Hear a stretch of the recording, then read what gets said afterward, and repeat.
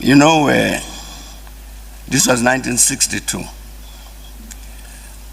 I was seen off Dar es Salaam Airport to London by a very big delegation. It was Julius Nyerere, it was Kenneth Kaunda, it was Oliver Tambo.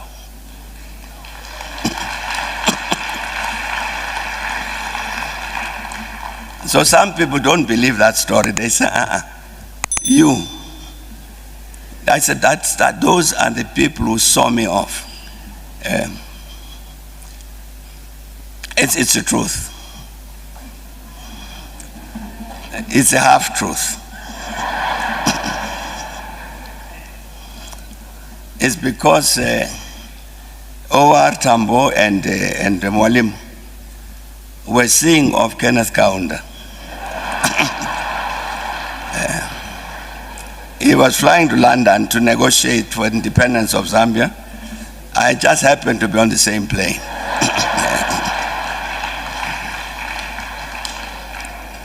So it's the truth. I was seen off by those three. So off we went to England and so on, came back.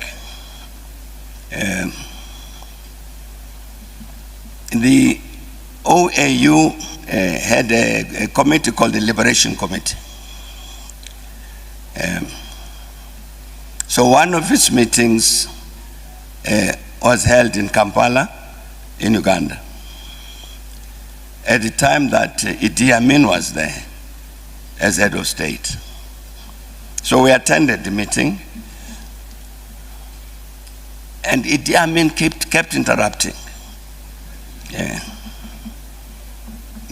Ministerial meeting, and then he would come and they adjourn because His Excellency wants to address them.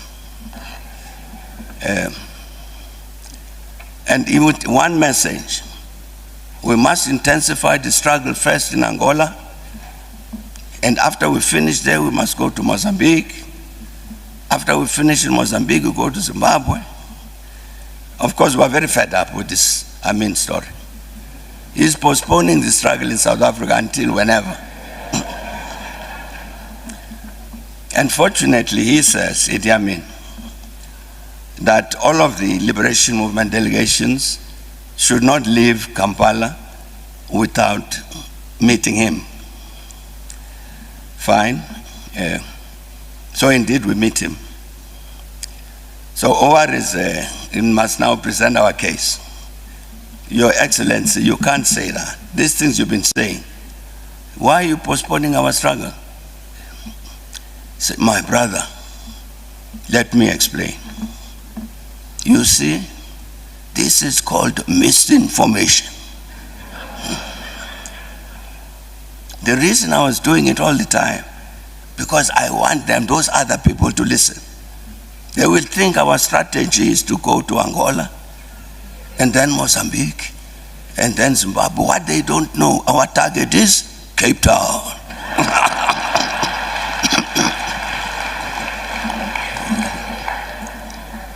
So, that's an important lesson from Idi Amin. I would like to say here that my word which I said, the total liberation of Africa must be put into practice.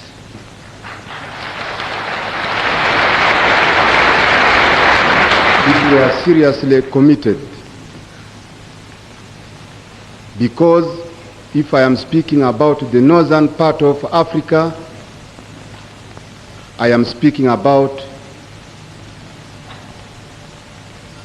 Sinai, which is a part of Africa, and also Palestine is very important for the history of every mankind who believe in religious, whether you are a Christian or you are a Muslim. You must see that this particular point is taken very serious. Also, what I wanted in southern part of Africa is completely in Rhodesia and South Africa majority rule.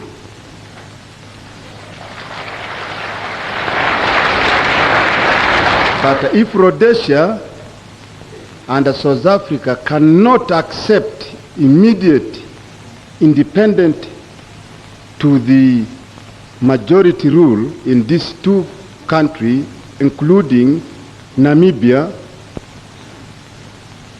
then we must really face them militarily, because we are capable of fighting against them, of liberating that country.